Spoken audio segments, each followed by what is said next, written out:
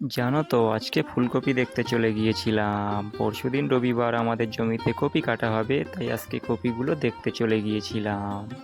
তো বন্ধুরা দেখো, এই যে আমি মাঠে চলে এসেছি, আর এই যে আমাদের ফুলকপি। ফুলকপিগুলো দেখো দেখতে কত সুন্দর হয়েছে, একদম বড় বড় ও গোল গোল। আর কপিগুলো একদম ফ্রেশ দেখাচ্ছে।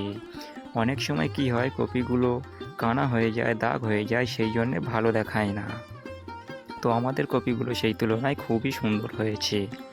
আর বন্ধুরা দেখো, এই যে আমাদের ক্ষেতের কপি সব একসঙ্গে এক লাইন দিয়েই বেড়ে উঠেছে। একসঙ্গে কাটলে খুবই ভালো হয়, কিন্তু আমরা একসঙ্গে কাটতে পারবো না। আমাদের এখানে যেহেতু সপ্তাহে 2 দিন হাট হয়, রবিবার ও বৃহস্পতিবার।